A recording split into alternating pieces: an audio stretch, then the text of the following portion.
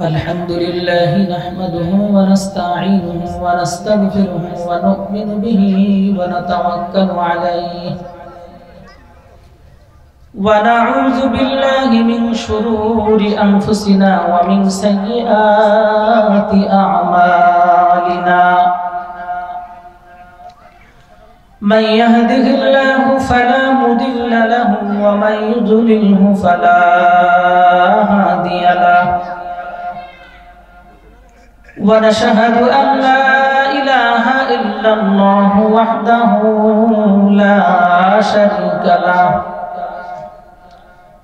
لا ضد له ولا ند له ولا مثل له ونشهد أن سيدنا وسندنا وحبيبنا وطبيب قلوبنا ومولانا محمدا عبده ورسوله الذي أرسله الله تعالى بالحق بشيرا ونذيرا وداعيا إلى الله بإذنه وسراجا منيرا أما بعد فأعوذ بالله من الشيطان الرجيم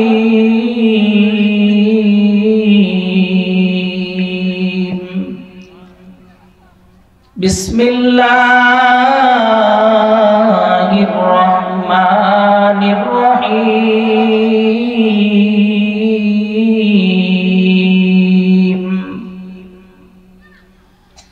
يا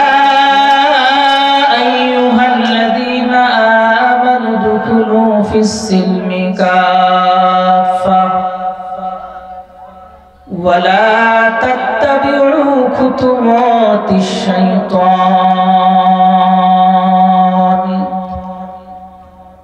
إنه لكم عدو مبين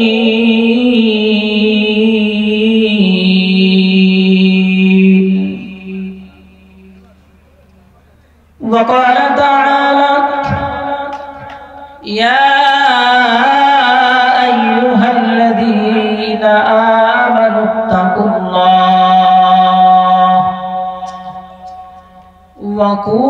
وكونوا مع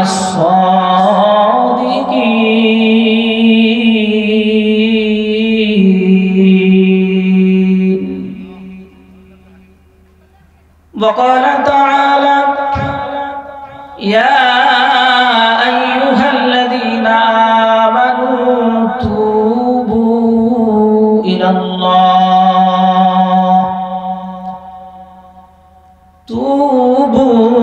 إلى الله توبة نصوحا وقال رسول الله صلى الله تعالى عليه وسلم ألا إن في الجسد لمضغة إذا صلحت صلح الجسد كله وإذا فسدت فسد الجسد كله ألا وهي القلب أو كما قال عليه الصلاة والسلام وقال تعالى في شان حبيبه ومحبوبه ومعشوقه مخبرا وآمرا إن الله وملائكته يصلون على النبي يا أيها الذين آمنوا صلوا عليه وسلموا تسليما درود إبراهيم نماز درود الشريف تبارك اللهم صل على محمد وعلى آل محمد كما صليت على إبراهيم وعلى آل إبراهيم إنك حميد مجيد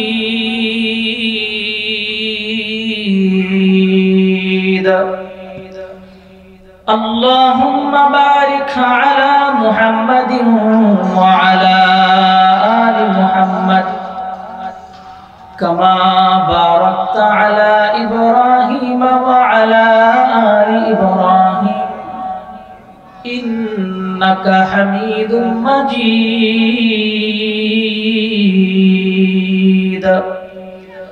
جزا الله عنا محمدا ما هو أهله سبحان الله وبحمده سبحان الله العظيم صدق الله المولانا العظيم وصدق رسوله النبي الكريم ونحن على ذلك لمن الشاهدين والشاكرين والحمد لله رب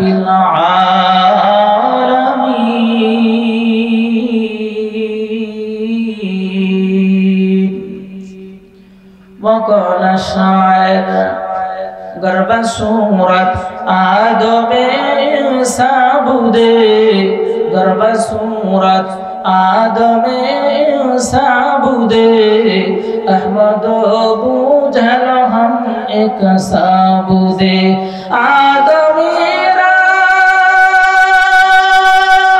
आदमियत लाज़िमस देरा गर्बून बाशदाई जमास मुजरे मारा चूबा जल्ला दाद हान मुजरे मारा चूबा जल्ला दाद हान चूबा जम्बदरेश मन इशारे हाद कौमे गुफ्तन दश के कुतुबे मातुई रोज मेहनत हाकला से मातुई ला इलाहा इल्लल्लाह सबाई ला इलाहा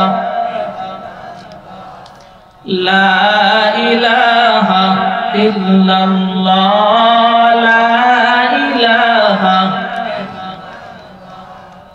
ला इलाहा इल्लल्लाह ला इलाहा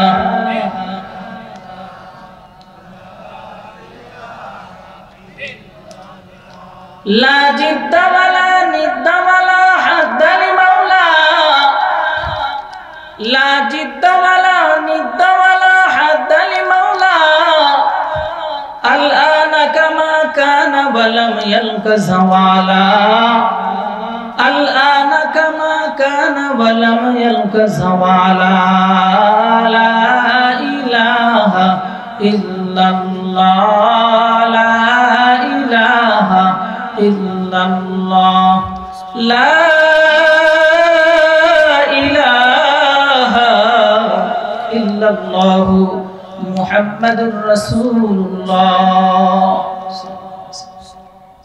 कुसुंदी गुस्सग्राम যুব সমাজ ও মসজিদ কমিটির উদ্যোগে আয়োজিত আজকের তৃতীয় বার্ষিক ওয়াজ মাহফিল হালকা জিকির মাহফিলের সম্মানিত সভাপতি অত্র মসজিদের ইমাম জনাব মোহাম্মদ মুক্তারউদ্দিন সাহেব দামাত বরকাতুল আলিয়া মাহফিলের প্রধান অতিথি মোহাম্মদ সাকাওয়াত হোসেন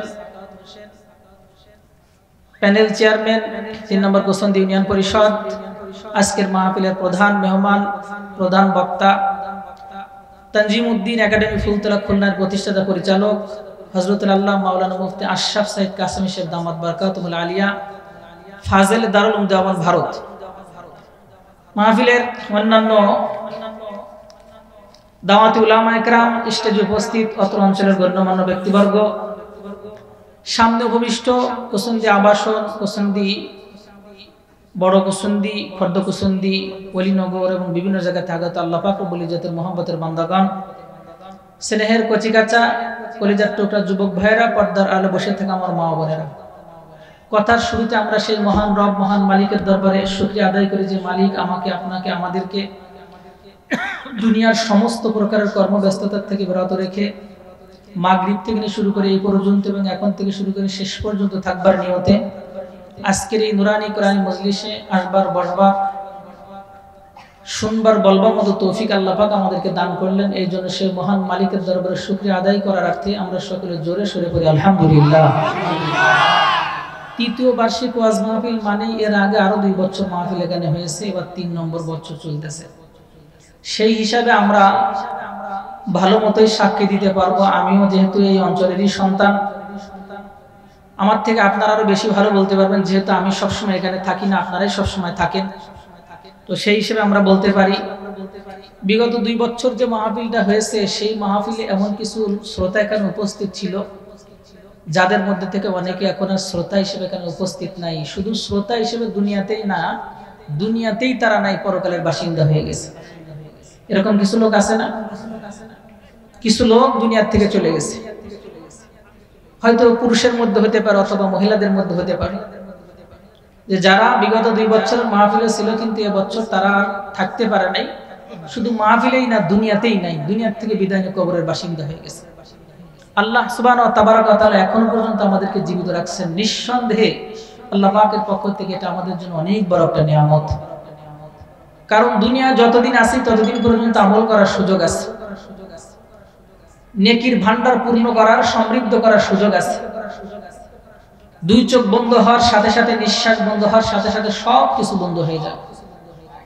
কোনো আমল করার সুযোগ কেউ পাবে না, কেউ কোনোদিন পায়ও নাই, কেউ কোনোদিন পাবেও না। সব আমল বন্ধ হয়ে যাবে।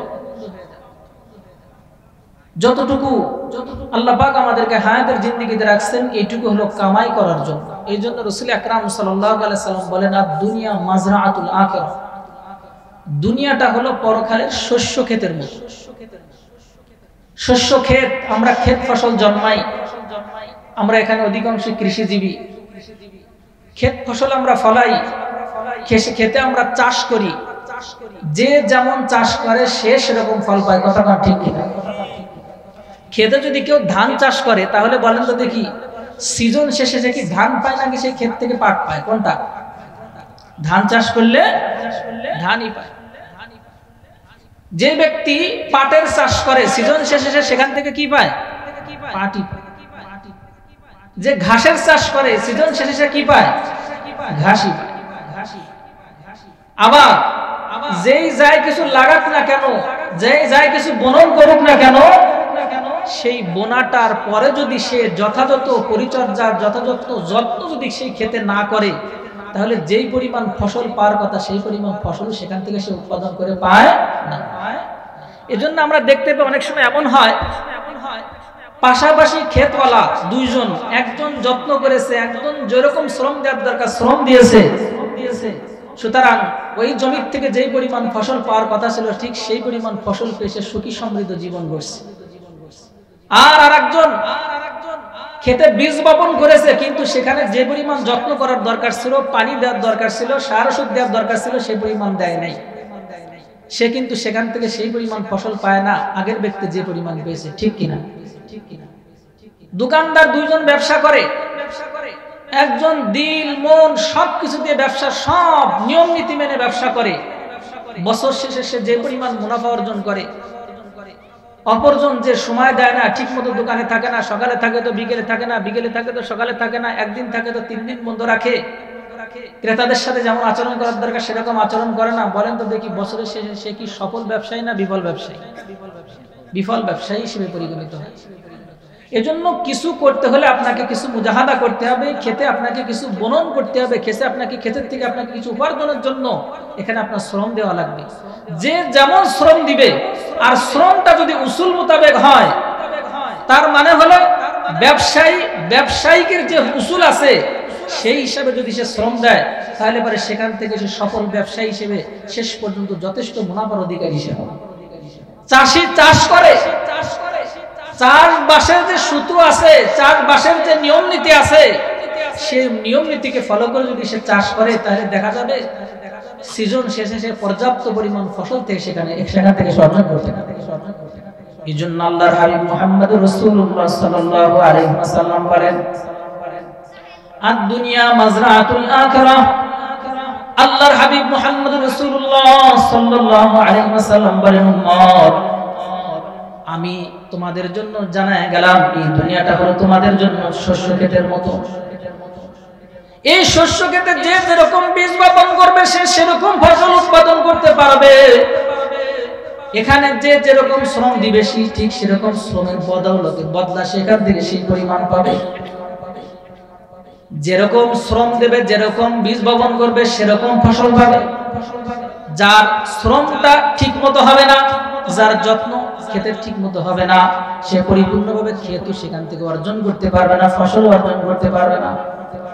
এই জন্যই তো আমরা দেখতে পাই পাশাপাশি বাড়ি, দুইজনই মুসলমান, হিন্দু বৌদ্ধ খ্রিস্টান অন্যান্য ধর্মের কথা সব বাদ দিলাম, যারা শুধু মুসলমান এরকম বহু দেখা যায়। পাশাপাশি দুইজন বাড়ি, একজন আল্লাহর বান্দা জন্মগতভাবে মুসলমান হওয়ার পর থেকে নিয়ে শুরু করে জীবনের শেষ প্রান্ত পর্যন্ত ঈমান আনছে। ঈমান আনার সাথে সাথে যেইভাবে ইবাদত বন্দেগী করা দরকার সেইভাবে আল্লাহ পাকের সন্তুষ্টির জন্য ইবাদত বন্দেগী করছে। নিয়মিত 5 ওয়াক্ত নামাজ আদায় করেছে। রমজান মাসে রোজা কখনো কোনোদিন ছাড়ে নাই। মহিলা হওয়ার কারণে মহিলা পর্দা কখনো খেলাপ করে নাই। আল্লাহ পাক রব্বুল ইজ্জাতের বিধানের বাইরে কখনো সে কোনো কিছু করে নাই। নবী পাক সাল্লাল্লাহু আলাইহি ওয়াসাল্লামের সুন্নাতের বাইরে কখনো কিছু করে নাই। আল্লাহ পাকের বিধানের বাইরে কখনো সে নিজের জীবন যাপন করে নাই। নিজে চলছে তো নিজের পরিবারকে চালানোর চেষ্টা করেছে, নিজের আওতাধীন যে লোকগুলো ছিল তাদেরকেও চালানোর জন্য চেষ্টা করেছে। যতটুকু তার ক্ষমতা ছিল, যতটুকু তার পাওয়ার ছিল, যতগুলো লোক তার আওতায় বসবাস করত সেই পরিমাণ মেহনত করছে। আল্লাহ পাক রব্বুল ইজ্জত এর বদৌলতে ওই লোকটার ইন্তেকালের সময় ওই লোকটা কালিমা পড়তে পড়তে আল্লাহ পাক রব্বুল ইজ্জতের সান্নিধ্যে চলে গেছে। আবার এমন বহুত মানুষ আছে জীবনটাকে বরবাদ করে দিয়েছে। আল্লাহ পাকের হুকুমের ধার ধারে নাই, নবীদের সুন্নাতের ধার ধারে নাই, ইবাদত বন্দেগীর ধার ধারে নাই। আল্লাহ পাক রব্বুল ইজ্জতের গুণগান গায় নাই, আল্লাহ পাকের হুকুম মতো জীবন যাপন করে নাই, নবীদের সুন্নাত মতো জীবন যাপন করে নাই। এরকম বহুত মানুষকেই দেখা গেছে ইন্তেকালের সময় বেঈমান হয়ে কুফরি কথা বলতে বলতে দুনিয়া থেকে বিদায় নিয়ে জাহান্নামের বাসিন্দা হয়ে গেছে।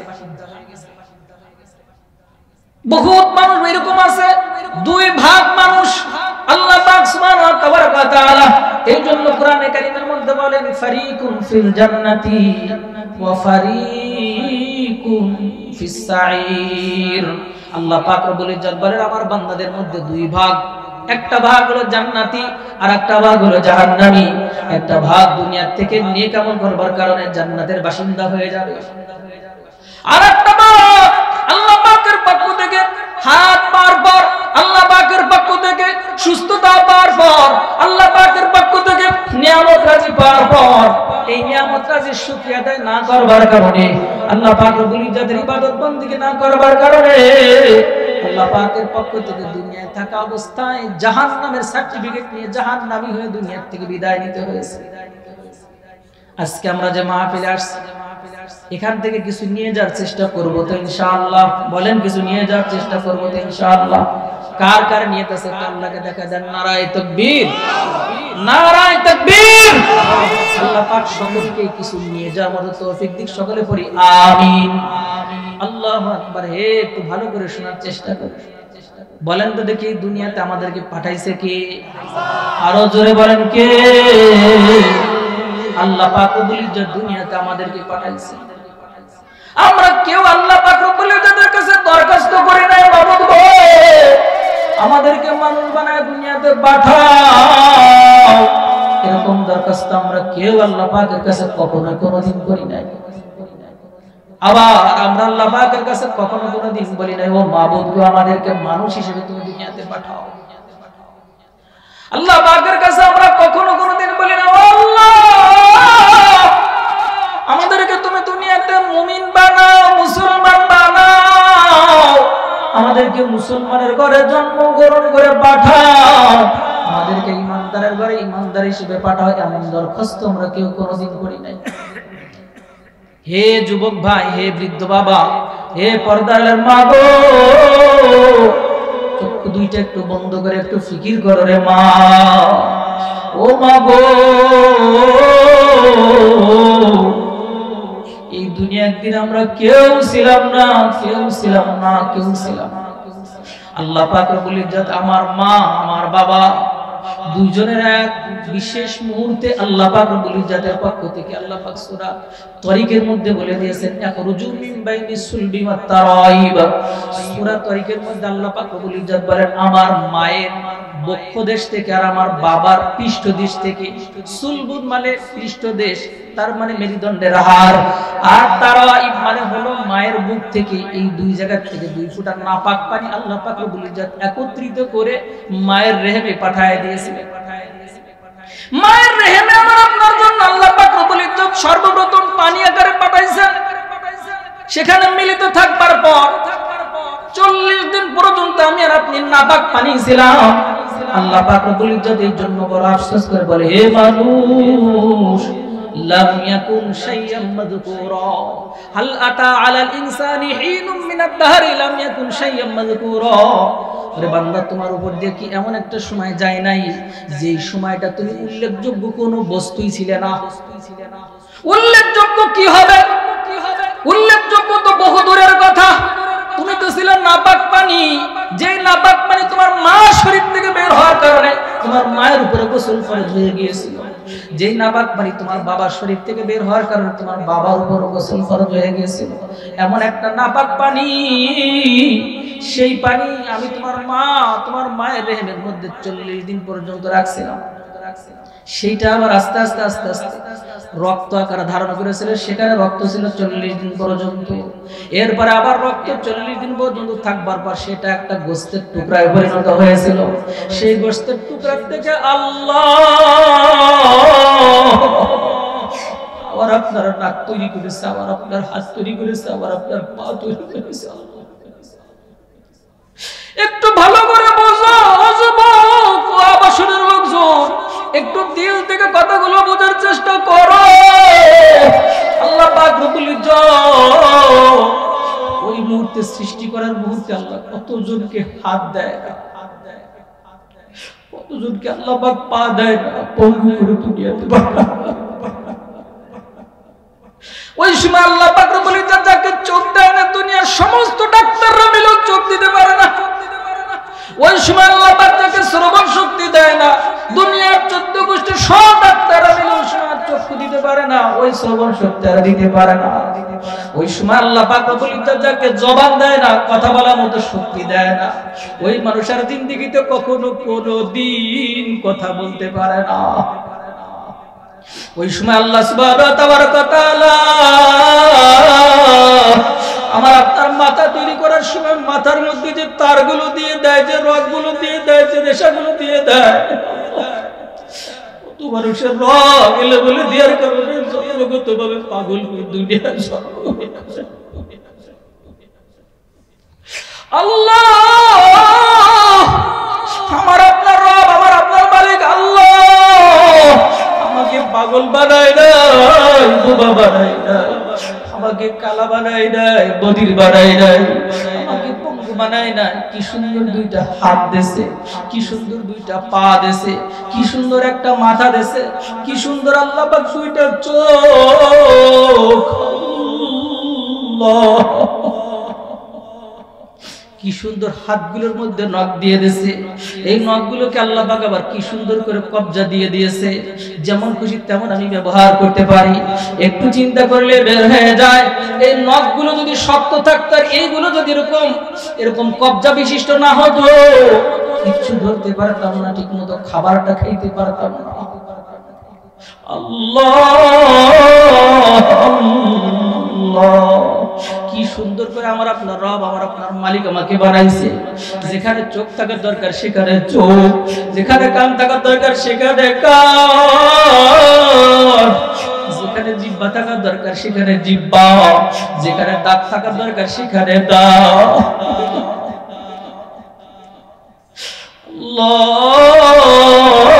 আল্লাহ কি সুন্দর করে আল্লাহ পাক রব্বুল ইজ্জত সব কিছু দিয়ে বাড়াইছে। পা দুটো যেখানে থাকার দরকার সেখানে আল্লাহ পাক পা দিয়েছে। চোখের উপরে ভুরু থাকে, আবার চোখের পাতার উপরে ভুরু থাকে। পুরুষদেরকে আল্লাহ পাক দাড়ি দিয়েছে, মোজ দিয়েছে, নারীদেরকে দেয় না। আমার আল্লাহ কি সুন্দর করে তৈরি করেছে। এই এত সুন্দর করে তৈরি করার বদৌলতে আমরা যখন খাদ্য খাবার সামনে নিয়ে বসি, সর্বপ্রথম নাকে ঘ্রাণ এসে লাগে। দেখার সাথে সাথে আমরা দেখতে, চোখ দিয়ে আমরা দেখে নেই যে খাবারটা খাওয়ার উপযুক্ত কিনা। এরপরে নাকে এসে লাগে তার ঘ্রাণটা খাওয়ার উপযুক্ত আছে কি আছে না। এরপরে হাতটা দিয়ে কি সুন্দর করে মাখাইয়া, এরপরে যখন আমরা মুখের কাছে দেই, জিহ্বায় তখন স্বাদ বলে দেয় খাওয়ার উপযুক্ত কি খাওয়ার উপযুক্ত না। এরপরে দাঁতটা কি সুন্দর করে চাবায় দেয়, সহযোগিতা করে জিহ্বায়। এরপরে আল্লাহ পাক রব্বুল ইজ্জত টোটালির মধ্যে তিনটা নালী আল্লাহ পাক রব্বুল ইজ্জত বানায় দিয়েছে। একটা দিয়ে ভাত যায়, একটা দিয়ে পানি যায়, আর একটা দিয়ে শ্বাস নিঃশ্বাস নেওয়া হয়। একটার সাথে আরেকটার কখনো কোনো সময়ের জন্য কোনো বাদ বিভক্তি বাড়ে না। কি সুন্দর করে খাবারগুলো পেটের মধ্যে যাওয়ার পর এই খাবারটা আবার হজম করবার জন্য আল্লাহ পাক কি সুন্দর ব্যবস্থা করে রাখছে। বিজ্ঞানীরা, ডাক্তারেরা হিসাব করে দেখেছে, যার যত হজম শক্তি সে সুন্দর তত বেশি খাবার দাবার খাইতে পারে, তত সুন্দর করে হজম করতে পারে। এই হজমকৃত খাবার কিছুটা আবার মল হয়ে যায়, কিছুটা আবার প্রসাবের জন্য তৈরি হয়ে যায়, আর বাকিটাকে আল্লাহ পাক রব্বুল ইজ্জত শরীরের বিভিন্ন জায়গায় রক্ত আকারে পৌঁছায় দেয়। কোন অংশ দিয়ে আল্লাহ পাক রব্বুল ইজ্জত গোশত বানায়, কোনটা দিয়ে আল্লাহ পাক রব্বুল ইজ্জত রক্ত বৃদ্ধি করে। এ কি সুন্দর করে আমার রব, আমার মালিকের সিস্টেম, আর মালিকের পদ্ধতি। আল্লাহ খাবারের ব্যবস্থা যদি থাকতো, বাথরুমের ব্যবস্থা যদি না রাখতো, প্রসাবের ব্যবস্থাটা যদি না রাখতো, কি হতো একটু হিসেব করে দেখো। কি কায়দা আমরা নিঃশ্বাস নেয়, নিঃশ্বাস ছাড়ি, কি কায়দা করি। এই যদি কিনে করে এগুলো ব্যবহার করা লাগতো। করোনার সময় মানুষ দেখেছে, করোনার সময় মানুষ দেখছে আল্লাহ একটু সামান্য একটু গ্যাস, সামান্য একটু অক্সিজেন নেওয়ার জন্য কত টাকা পয়সা ব্যবহার করা লাগছে। আমার আপনার মালিক, আমার আপনার আল্লাহ, এর কোনোটা আমাকে আপনাকে কিনে নিতে হয় না। অক্সিজেন কেনার প্রয়োজন হয় না, বাতাসের কেনার প্রয়োজন হয় না, সূর্যের আলোটা কেনার প্রয়োজন হয় না। কি ব্যবস্থা, বৃষ্টিটা কেনার প্রয়োজন হয় না। আল্লাহ সব কিছু সুন্দরভাবে তৈরি করে দিয়েছে। আবার আমরা যে খাবার খাই, মায়ের গর্ভে যখন ছিলাম, একটু হিসাব করেন, একটু হিসাব করেন। এরপরে আল্লাহ পাক একটা আক্ষেপ করে কথা বলেছে, সেই কথাটা আমি বলবো বলে এই কথাগুলো বলতেছি। আমার আপনার রব, আমার আপনার মালিক, আমি আপনি যখন মায়ের পেটের জগতে ছিলাম, ওই মায়ের পেটের জগতে 7টা পর্দার মধ্যে আল্লাহ পাক আমাকে আপনাকে রাখছিলেন। সেই পর্দাগুলো এত সুন্দর পর্দা, যেই পর্দা দিয়ে কোনো ঠান্ডা ভেদ করতে পারে না, কোনো গরম ভেদ করতে পারে না। আমার আপনার জন্য যেমন হওয়া দরকার সেই কায়দা আল্লাহ পাক আমার আপনার সুন্দর পরিবেশে সুন্দর কায়দায় রাখছে। ঠান্ডাও লাগে নাই, গরমও লাগে নাই। কতটুকু খাবার আমার শরীরের জন্য দরকার, মুখ দিয়ে খাইতে গেলে হয়তো আমরা ঝামেলা বাঁধায় ফেলতাম। এই জন্য আল্লাহ পাক মুখ দিয়েও খাওয়ায় না। মায়ের পেটের সাথে মায়ের নাভির সাথে আমার আপনার নাভিটাকে জোড়া করে দিয়েছে। সেখান থেকে যতটুকু খাবার, যে পরিমাণ ঠান্ডা খাবার আমার জন্য শরীর উপযুক্ত, সেই পরিমাণ ঠান্ডা খাবার, যেই পরিমাণ গরম হলে পারে উপযুক্ত, সেই পরিমাণ গরম খাবার যতটুকু আমার শরীরের জন্য দরকার ততটুকু পৌঁছাইছিল। কে জোরে বলেন কে? আরো জোরে বলেন কে? আর একটু জোরে করে চিল্লায় বলেন না কে? আল্লাহ। এই সব কিছু করছিল আমার রব, আমার মালিক। হে বৃদ্ধ বাবাজি, হে যুবক ভাই, হে আবাসনের যুবকেরা শোনো, ও পর্দার মা, আবাসনের মা, অনুরোধ করে বলে রে মা, আল্লাহ পাক রব্বুল ইজ্জত যদি ওই সময় চাইতো তুমি আর আমি আর দুনিয়ায় আসতে পারবো না। কত মানুষ তো, কত মা বোন এরকম সন্তান প্রসব করে মৃত সন্তান, কথা কোন ঠিক? তোমার দুনিয়াতে পঙ্গু সন্তান জন্মগ্রহণ করায়, কত মা বোন থেকে জন্মগ্রহণ করে মানুষ ছাড়া অন্যান্য রূপধারী। কয়েকদিন পত্রিকার পাতায় দেখলাম অনলাইনের মধ্যে ঘোরাঘুরি করতেছিল, এই যে চর চৌগাছি বসিয়াল একটা সন্তানের আপনারা দেখছেন কিনা? এক মার পেট থেকে সন্তান জন্মগ্রহণ করছে, তার দুইটা শরীর, দুইটা মাথা, তিনটা মাত্র পা, পুরুষ সন্তান, তার ভিন্ন এক জায়গায় তার পুরুষাঙ্গ। কি এক বিভৎস অবস্থা! এটা কে করছে বলেন? কে? আল্লাহ। ওরকম কায়দা আল্লাহ পাক আমাকে আপনাকে বানাতে পারতো কি? আল্লাহ পাক সুবহানাহু ওয়া তাআলা চাইলে আমাকে আপনাকে মানুষ না বানাইয়া আমার আপনার আত্মাটাকে আল্লাহ পাক বলে যদি ইচ্ছা করলে যদি কোনো শুকরের আত্মার মধ্যে দিয়ে দিত, মানুষের দুনিয়া আসার ক্ষমতা আমাদের ছিল না। আল্লাহ পাক কোন কুকুরের আত্মার মধ্যে দিয়ে দিলে পারে, মানুষের ক্ষমতা আমাদের ছিল না। সাপ বিশ্ব ব্যাং বাল্লুকের মধ্যে দিয়ে দিলে আমাদের কিচ্ছু করার ছিল না। আল্লাহ পাক বড় দয়া করে মায়া করে আমাদেরকে মানুষ বানাইলো। আল্লাহ পাক বলি যত আমাদেরকে দুনিয়াতে এত সুন্দর করে পাঠাইলো। আল্লাহ পাক বলি যে দুনিয়াতে আসবার পর কি সুন্দর ব্যবস্থা আমাদের জন্য করছে। 2টা বছর খাবার নিয়ে আমাদের কোনো টেনশন করা লাগছে না। মাকে দিয়ে আল্লাহ পাক কি সুন্দর খাবার দিয়েছে, যেই খাবার দুনিয়ার কখনো কোনোদিন বিকল্প আজ পর্যন্ত তৈরি হয় নাই। সমস্ত দুধ পাওয়া যায়, এই দুধগুলোর মধ্যে উপরে সব লিখে দিয়ে দেয় যে এর বিকল্প কোনো, অর্থাৎ মায়ের দুধের কোনো বিকল্প নাই। আল্লাহ পাক বলি যে মায়ের দুধ দিয়ে আমাকে আপনাকে 2টা বছর লালন পালন করেছে, 2টা বছর আমি চাবায় খাইতে পারবো না, এই জন্য আল্লাহ পাক তরল খাবারের ব্যবস্থা করছে। সেই আল্লাহ একই পেয়ালার মধ্যে রান্না হয়, একই হাড়ির মধ্যে রান্না হয়। বাবা খায়, খাইতে খাইতে আস্তে আস্তে বৃদ্ধ হয়, মা খায় আস্তে আস্তে খেয়ে বৃদ্ধ হয়, বাচ্চাটা খায় আস্তে আস্তে সে যুবক হয়, যুবক আস্তে আস্তে বৃদ্ধর দিকে যায়। কথা কয় ঠিক কি ঠিক না?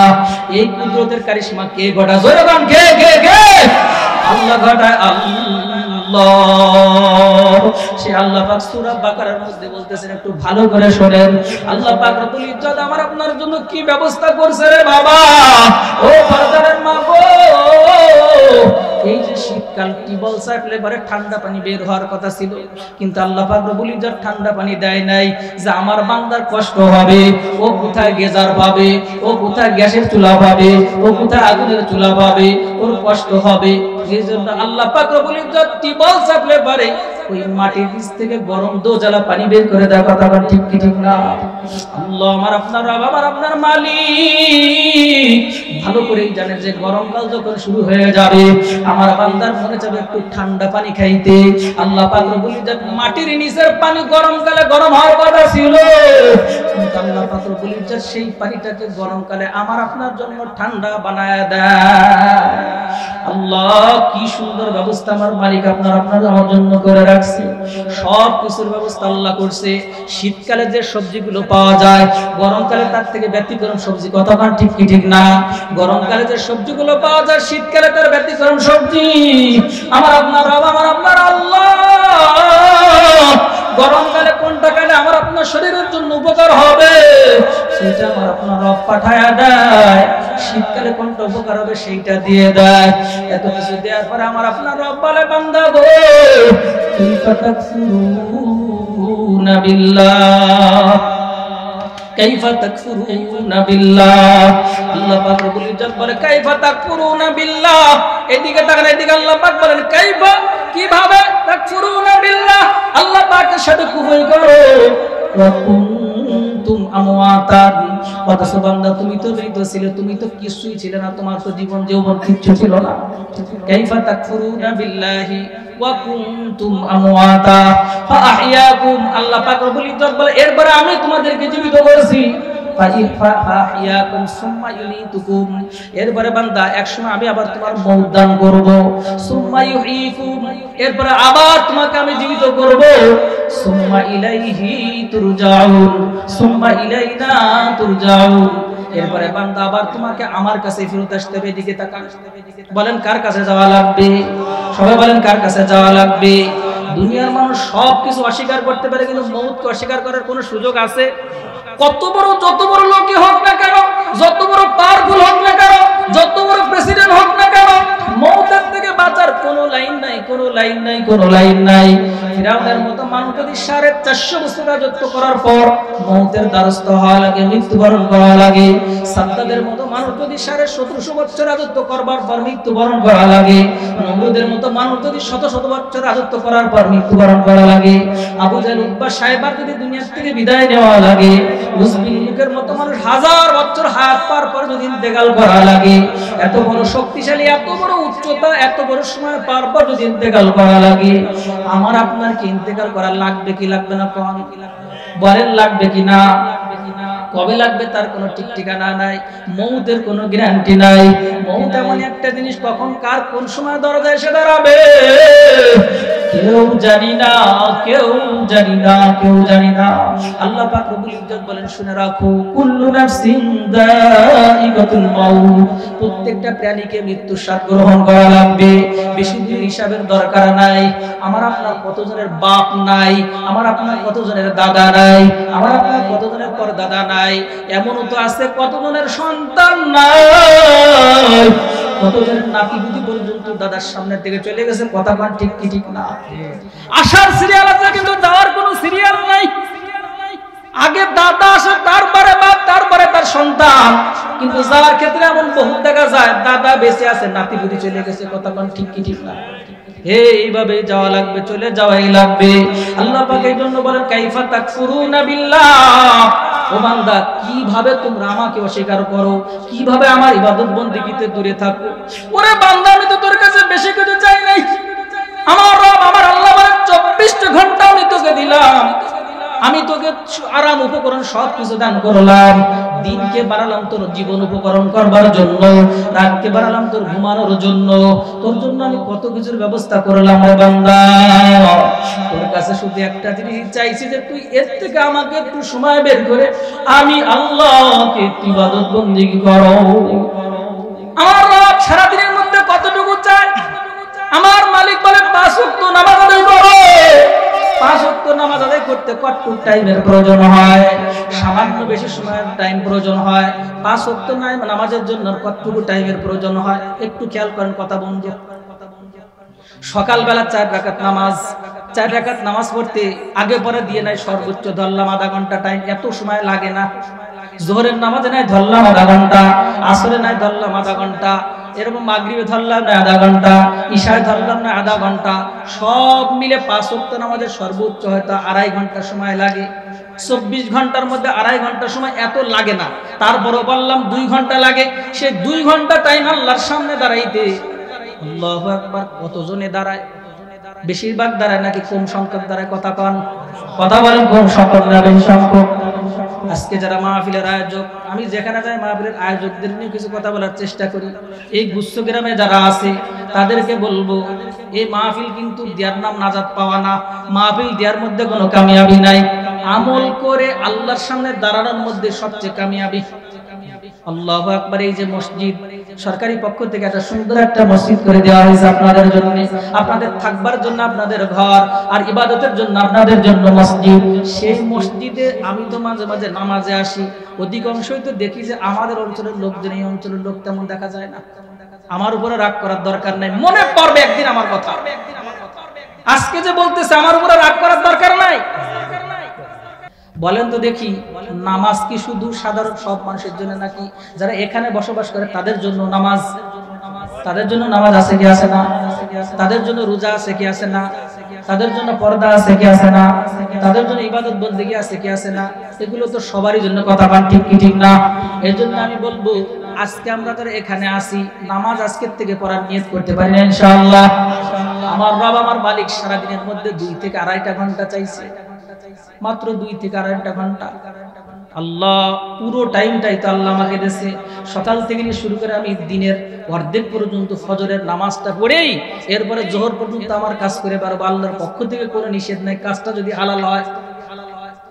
জোহরের নামাজের আজানের সাথে মসজিদের দিকে যাব, আল্লাহর নামে মুহাম্মদ রাসূলুল্লাহ সাল্লাল্লাহু আলাইহি ওয়াসাল্লাম হাদিসের মধ্যে পরিষ্কার পরিষ্কারভাবে উল্লেখ করেছেন 7 শ্রেণীর মানুষ আল্লাহ পাকের আরশের নিচে ছায়া পাবে। জোরে কোন সুবহানাল্লাহ। কয় শ্রেণীর মানুষ? কোন কয় শ্রেণীর? 7 শ্রেণীর মানুষ আল্লাহ পাকের আরশের নিচে ছায়া পাবে।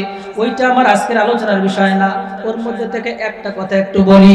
আল্লাহ পাক রাসূল বলেন, এমন একজন ব্যক্তি রাজুলুন কলবুহু মুআল্লাকুম বিল মাসাজিদ, ওই ব্যক্তি যেই ব্যক্তির দিলটা সব সময়ের জন্য মসজিদের সাথে লাগানো থাকে, ওই লোকটাকে আল্লাহ পাক আরশের নিচে ছায়া দেবে। জোরে কোন সুবহানাল্লাহ। রাজুলুন এমন ব্যক্তি, কলবুহু যার অন্তরটা, মুআল্লাকুন মানে অথবা অন্য কোনো কাজে বের হয়ে যায়, ব্যবসা বাণিজ্যে বের হয়ে যায়, চাকরি বাকরিতে বের হয়ে যায়, ক্ষেত খামারে বের হয়ে যায়, আর দিলটা পড়ে থাকে কোন জায়গায়? কোন মসজিদে। কি জন্য? কখন আল্লাহর পক্ষ থেকে ডাক হবে, জোহরের আযানের ডাক, মুয়াজ্জিন যখন ডাক দেবে হাইয়া আলাস সালাহ,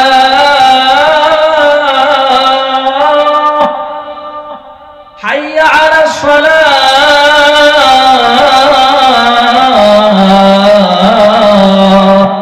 আল্লাহ পাকের পক্ষ থেকে মুয়াজ্জিন যখন ডাক দেবে আসো নামাজের দিকে, আসো নামাজের দিকে।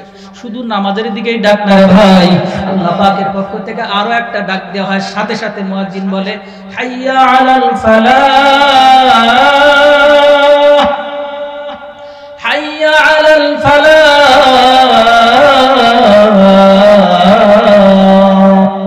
ফালাহ শব্দের অর্থ হলো কল্যাণ, ফালাহ শব্দের অর্থ হলো মঙ্গল। আল্লাহ পাকের পক্ষ থেকে নামাজের জন্য যেমন ডাকা হয়, ঠিক তেমনি ভাবে মসজিদে ডাকা মানে কল্যাণের দিকে ডাকা। জোরে কোন সুবহানাল্লাহ। কল্যাণের দিকে ডাকা। এই জন্য তো আমরা যখন মসজিদে ঢুকি, মসজিদে ঢোকার আগে একটা দোয়া আছে, সেই দোয়াটার তরজমা বললে পরে পরিষ্কার হয়ে যাবে। আমরা মসজিদে ঢোকার আগে কি করি কোন তো দেখি? কে বলতে পারবেন? একটু শোনান। আল্লাহুম্মা বলেন, আল্লাহুম্মা ইন্নী আসআলুকা মিন ফাজলিক, তাই নাকি? এটা তো উল্টোটা বললাম। এটা কোনটা? বের হওয়ার দোয়া। তাহলে ঢোকার দোয়াটা শুনুন তো দেখি। আল্লাহুম্মা আফতাহলি আবওয়াবা রাহমাতিক, পড়ি কি পড়ি না? পড়েন আপনারা? পড়েন। মসজিদেই তো যাই না, তো দোয়া পড়ার টাইম পাবো কোন জায়গায়? আল্লাহ পাকের নবী শিখায় দিয়েছেন, আমার সাথে পড়েন আল্লাহুম্মা। তার মানে হলো হে আল্লাহ, ইফতাহলি, আপনি আমার জন্য খুলে দেন, আবওয়াবা, আবওয়াব বাবুন মানে দরজা, আর আবওয়াব হলো তার বহু বচন প্লুরাল নাম্বার, বাবুন সিঙ্গুলার নাম্বার, আর আবওয়াব হলো প্লুরাল নাম্বার। আল্লাহ পাকের পক্ষ থেকে রাসূল বলতেছেন, শোনো, মসজিদের সামনে যে বলো আল্লাহুম্মা, হে আল্লাহ, ইফতাহলি, আপনি আমার জন্য খুলে দেন, আবওয়াবা, দরজা সমূহ, মিন রাহমাতিক, তোমার রহমতের যত দরজা আছে। জোরে কোন একটু সুবহানাল্লাহ। তাহলে পরে কি বোঝা গেল বলেন তো দেখি? আল্লাহ পাকের রহমত কোন জায়গায় থাকে? কথা কন, কোন জায়গায়? আল্লাহ পাকের রহমত থাকে মসজিদে। এই জন্য তো নবীজি শিখাইছে, মসজিদের সামনে যে বলো আল্লাহুম্মা আফতাহলি আবওয়াবা রাহমাতিক, আয় আল্লাহ, তুমি আমার জন্য তোমার রহমতের সব দরজাগুলো খুলে দাও। পরিষ্কার করে আল্লাহ পাকের নবী জানায় গেছেন, সব মসজিদের মূল মসজিদ, পৃথিবীর মসজিদ বাইতুল্লাহ, আর বাইতুল্লাহ সোজা উপরে হলো বাইতুল মামুর, যেখানে ফেরেশতারা ইবাদত বন্দেগী করে। আল্লাহর হাবিব যখন মেরাজে গিয়েছেন, এই যে রজব মাস নবীজির মেরাজের মাস, নবীজি এই মাসের 27 তারিখে মেরাজে গিয়েছিলেন। যদিও মতনক্য আছে, আল্লাহর হাবিব মেরাজে গিয়েছিলেন মসজিদের নববী বাইতুল্লাহ, আল্লাহর ঘর থেকে সোজা হলো বাইতুল মামুর, আর বাইতুল মামুরের থেকে সোজাসুজি হলো আল্লাহ পাকের আরশ আজিম। এর বিস্তারিত ব্যাখ্যা অন্যভাবে আছে, ওইটা আমার বলার উদ্দেশ্য না। আল্লাহ পাকের আরশ আজিমের থেকে রহমত সর্বপ্রথম বন্টিত হয় ওই 7 আসমানের উপরে বাইতুল মামুরে।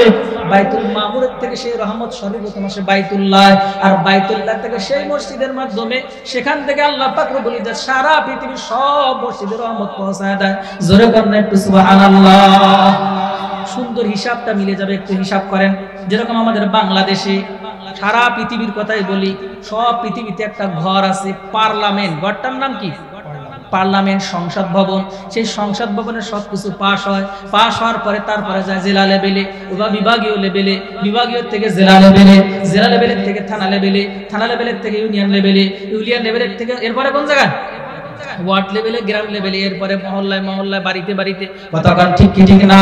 আল্লাহ পাকের রহমত এই কায়দায় বাইতুল মামুর হয়ে সর্বপ্রথম বাইতুল্লাহ, এরপরে পৃথিবীতে যত মসজিদ আছে সব রহমতগুলো আল্লাহ পাক পৌঁছায় দেয়। আর আল্লাহ পাক এগুলো সব বন্টন করে ইমাম সাহেবের মধ্যস্থতায় সমস্ত মুসল্লিদের ধরে। কোন সুবহানাল্লাহ। এই জন্য তো মসজিদে ঢোকার আগে আমাদের কি পড়া লাগে? কোন আল্লাহুম্মা ইফতাহ লি আবওয়াব রাহমাতিক। এই দোয়া করে যে ব্যক্তি মসজিদে ঢুকলো আল্লাহ পাকের পক্ষ থেকে সে রহমতের ভাগীদার হয়ে গেল। জোরে কোন সুবহানাল্লাহ। এরপরে যখন নামাজ আদায় হয়ে যায়, মসজিদ থেকে যখন আমরা বের হই, কি দোয়া করি বলেন তো দেখি? আল্লাহুম্মা ইন্নী আসআলুকা মিন ফাদলিক। আল্লাহ, মসজিদের মধ্যে রহমত আমার নামে বরাদ্দ হয়ে গেছে, এখন আমি তোমার ফজল চাই, তোমার অনুগ্রহ চাই। সব মুহাদ্দিস মুফাসসির একমত, ফাজলুন মানে এগুলো আল্লাহ পাকের পক্ষ থেকে রিজিক, আল্লাহ পাকের পক্ষ থেকে অনুগ্রহ। এই জন্য যে ব্যক্তি 5 ওয়াক্ত নামাজের জন্য মসজিদে যায়, আল্লাহ পাকের পক্ষ থেকে রহমতের বরাদ্দ নিয়ে যখন বের হয়, আল্লাহ পাকের পক্ষ থেকে তখন অল্প রিজিকের মধ্যে বরকত দেয়। জোরে কোন সুবহানাল্লাহ। কোটি কোটি টাকার মালিক সুখ নাই, কথা কোন ঠিক কি ঠিক না? টাকা আছে সুখ নাই, বাড়ি আছে ঠিক মতো ঘুমাইতে পারে না, খাদ্য খাবার আছে খাদ্য খাবার খাইতে পারে না, সন্তানাদি আছে সন্তানাদি তার জন্য মঙ্গল হওয়া তো দূরের কথা, অমঙ্গলের কারণ হয়ে গেছে। ঠিক কি ঠিক না? এমন সন্তান তার ঘরের মধ্যে আছে। আল্লাহ পাক এই জন্য বলছে, বান্দা আমার কাছে বেশি বেশি করে দোয়া করো, রব্বানা হাব লানা মিন আজওয়াজিনা ওয়া যুররিয়াতিনা কুররাতা আয়ুনিন ওয়াজআলনা লিল মুত্তাকিনা ইমামা। আল্লাহ পাক শিখায় দিয়েছে, আমার কাছে বলো আল্লাহ আমাকে এমন স্ত্রী দাও, এমন সন্তান দাও যে স্ত্রীর দিকে তাকাইলে চোখ শীতল হয়ে যায়, এমন সন্তান দাও যে সন্তানের দিকে তাকাইলে চোখ শীতল হয়ে যায়। আচ্ছা বলেন তো দেখি, কোন একজন স্বামী যদি বাড়িতে যায় আর বাড়িতে যে দেখে যে সুন্দরী একটা স্ত্রী ঘরের মধ্যে আছে ঠিক, কিন্তু ঘটনাক্রমে সে লুকায় লেখা অন্য একজন পুরুষের সাথে মোবাইলে কথা বলতেছে, এই পুরুষটার জন্য ওই সুন্দরী স্ত্রী তার জন্য রহমত না গজব? কথা না রহমত না গজব? এটা একটা গজব। ঠিক এরকম ভাবে একজন ব্যক্তির আল্লাহ পাক সুন্দর ফুটফুটে ছেলে দিয়েছে, ফুটফুটে মেয়ে দিয়েছে, শিক্ষিত হয়েছে, সবই ঠিক আছে, কিন্তু ঘটনাক্রমে আল্লাহর হুকুমের উপরে চলে না। এই সন্তান একটা গাঁজা খায়, আর একটা মদ খায়, আর একটা জিনা ব্যবচার করে বেড়ায়, মেয়েটা উল্টো পাল্টা ঘুরে বেড়ায়। বলেন তো দেখি, বাবা ওই সন্তানের দিকে কলিজা ঠান্ডা হয় না, কলিজা আগুন ধরে? তাহলে রহমত না গজব? কথা কান রহমত নাকি গজব? ঠিক এরকম ভাবে আল্লাহ পাক সম্পদ দিয়েছে, কিন্তু সে সম্পদের মধ্যে সে সুখ খুঁজে পায় না। খাদ্য খাবার দিয়েছে, খাদ্য খাবার খাওয়ার মতো উপযুক্ত তারা নাই। শরীরের মধ্যে আল্লাহ এমন এমন কিছু রোগ বসায় দিয়েছে, ডাক্তার বলছে খাবার খাবার খাবার তো খাবারই না, খবরদার ভালো খাবারের দিকে নজর করলেও কিন্তু আপনার রোগ বেড়ে যাবে। এরকম অনেক সময় হয় কি হয় না? কোন এগুলো দেয় কে? আল্লাহু আকবার। এই জন্য বলতে চাচ্ছি, আল্লাহ পাক বলি যাদের কাছে রহমত চাইতে হবে। আর রহমত বন্টন হয় বাজারে, কথা বলেন বাজারে। রহমত বন্টন হয় কি শহরে? রহমত বন্টন হয় কি চাকরির জায়গায়? রহমত বন্টন হয় কি দোকানপাটে? রহমত বন্টন হয় কি ইটের ভাটায়? রহমত বন্টন কোন জায়গায় হয়? আল্লাহর রহমত পরকালে তো পাওয়াই লাগবে, দুনিয়ায় পাওয়ার জন্য কোন জায়গা যাওয়া লাগবে? কথা বলেন কোন জায়গায়? আজকের পরের থেকে সবাই আমরা কি নিয়ত করতে পারি 5 ওয়াক্ত নামাজ পড়বার জন্য মসজিদে যাব ইনশাআল্লাহ? নারায়ে তাকবীর। আল্লাহ সবাইকে 5 ওয়াক্ত নামাজ বা জামাত মসজিদে আদায় করার পুরুষদেরকে তৌফিক দাও, আর মা বোনদেরকে ঘরে আদায় করার তৌফিক দাও। সবাই জোরে বলেন আমিন। যে কথা বলতেছিলাম, আল্লাহ সুবহানাহু ওয়া তাআলা আমাদের কাছে সারা দিনের মধ্যে আল্লাহ পাক রব্বুল ইজ্জত 5 ওয়াক্ত নামাজ চায়। 5 ওয়াক্ত নামাজের মধ্যে ফজিলত আর ফজিলতে ভরা, কত কিছু বলার সময় আমার নাই, যেহেতু আরো কিছু কথা আমাকে একটু বলা লাগবে। আল্লাহু আকবার। আল্লাহ সুবহানাহু ওয়া তাআলা এই দুনিয়াতে আমাদেরকে পাঠাইছেন অল্প কয়েকদিনের হায়াত দিয়ে। 60-70 সর্বোচ্চ এখন বর্তমান মানুষ গড় আয়ু হলো 60 বছর। এই 60 বছর পরে আমরা কেউ থাকবো না, কতক্ষণ ঠিক কি ঠিক না? প্রায় যেখানে একটা জরিপ বলি, আজকে আপনাদেরকে কাছে সেই জরিপটা একটু বলি, যুবকরা একটু কান খাড়া করে শোনো, আবাসনের যুবকরা শোনো, আবাসনের বাবাজিরা শোনো, বাইরের থেকে আমরা যারা আসি সবাই আমরা একটু শোনার চেষ্টা করি। মা বোনের একটু কান খাড়া করে শোনারে মা, দুনিয়ার কষ্টটাই কিন্তু কষ্ট না, দুনিয়ার সামান্য কষ্টটা কিন্তু কষ্ট না। এরপরে একটা যুগ আছে, আমরা অনেক সময় ভুল করি, বিশাল ভুল করে বসি, মারাত্মক ভুল করে বসি। দুনিয়ার সামান্য কষ্ট সহ্য না করতে পারে অনেকে আত্মহত্যার পথ পর্যন্ত বেছে নেয়, নেয় কি নেয় না? কেউ গলায় দড়ি নেয়, কেউ বেশ খায়, খায় কি খায় না? কি মনে করে, তার মানে হলো এখান থেকে গেলাম মানে বেঁচে গেলাম, তাই না না না, এখান থেকে চলে যাও মানে বাঁচা না। মূল বাঁচা তো হলো মৃত্যুর পরের বাঁচা, ওই বাঁচাটাই হলো সর্বোত্তম বাঁচা। এর জন্য যে কথাটা বুঝাইতেছে একটু ভালো করে কান খাড়া করে শোনো যুবক। এখন আমরা আছি 2025 সালের জানুয়ারি মাসের 19 তারিখ। আজকে আমাদের উপর দিয়ে একটা বছর গেছে, সেই সময় আমরা হয়তো কেউ ছিলাম না। সেটা ছিল 1925 সালের 19শে জানুয়ারি, এরকম একটা দিন ছিল কি ছিল না? কোন ছিল দুনিয়ায়? সবাই একটু বোঝার চেষ্টা করি। 1925 সালের 19শে জানুয়ারি একটা দিন কিন্তু আমাদের উপরে ছিল। সারা পৃথিবীর উপর দিয়ে গেছে। 100 বছর আগের কথা বলতেছি, বেশি দূরের কথা না। একটু নজর করে দেখেন, সেই সময় আমার আব্বা হয়তো ছিল, আব্বা না হলে হয়তো অনেকের দাদা ছিল, দাদা দাদা দাদা দাদার দাদা পর দাদার এরকম ভাবে ছিল, কিন্তু সেই সময় আমাদের কারো কোনো অস্তিত্ব ছিল না। আবার আজকে আমরা আছি, একটু হিসাব মিলান। এই জায়গা যারা আছেন বলেন তো দেখি, দাদা আছে কার কার? একটা আদেশ করেন দাদা। দাদা আছে কার কার? একটা আদেশ করেন দাদা আছে কার কার? হ্যাঁ, অল্প কয়েকজন ছোট মানুষ সাথে যোগ করছে, দাদা আছে। পরদাদা আছে কার কার? একটা আদেশ করেন পরদাদা। পরদাদা আছে তোমার? একজনের পাওয়া গেছে, ছোট্ট একটা বাচ্চার পরদাদা আছে। এত মানুষের মধ্যে একজন পাওয়া গেছে পরদাদা আছে। আল্লাহু আকবার। এবার হাসির গল্প না, একটু মিলায় দেখেন। আজকে যেমন 2025 সাল, এরপরে আমাদের সামনে 2125 সাল নামক একটা বছর আসবে কি আসবে না? 19শে জানুয়ারি আসবে কি আসবে না? 1925 সালের একজন জন্মগ্রহণকারী যারা ওই সময় ছিল, কেউ আছে দুনিয়ায়? মুরব্বীদের কারো বয়স আছে 1925 সাল? 1925 সালের কেউ এখনো যেহেতু নাই। আল্লাহ, 2125 সাল যখন আসবে তখন হয়তো আজকে আমরা এখানে যারা বসা কেউ থাকবো না। কথা কোন ঠিক কি ঠিক না? সেই দিনটা আসবে, আসবে, অবশ্যই আসবে, কোনো সন্দেহ নাই। 100% সত্য, এর মধ্যে কোনো সন্দেহ নাই। সেই দিনটা আসবেই আসবে। আর ওই দিনটা আসবে হয়তো আমরা দুনিয়ায় থাকবো অথবা থাকবো না। আল্লাহু আকবার। আমরা যারা এখন নাতিপুতি আছি, বাবার কথা মনে করে চোখে পানি আসে, কান্না আসে, মার কথা মনে করে কান্না আসে। দাদা দাদিকে আমি জীবনে কোনোদিন দেখি নাই, দোয়া করি, কিন্তু তাদের জন্য কান্না আসে না, কারণ তাদের দেখিও নাই, তাদের কোনো স্মৃতি আমার সাথে নাই। পরদাদাদের জন্য, উপরের জন্য দোয়া করি, জীবনেও দেখি নাই, তাদের জন্য মায়া মহব্বত তেমন লাগে না, দোয়া করার জন্য দোয়া করি।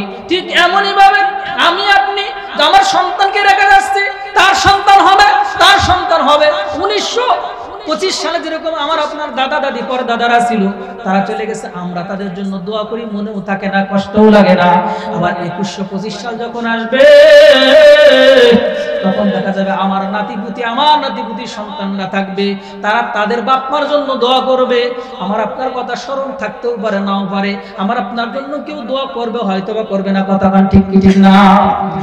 এই জন্য নিজের আমল নিজেকে নিয়ে যেতে হবে, নিজে কিছু উপার্জন করে যেতে হবে, না হলে কিন্তু কোনো উপায় নাই, কোনো উপায় নাই।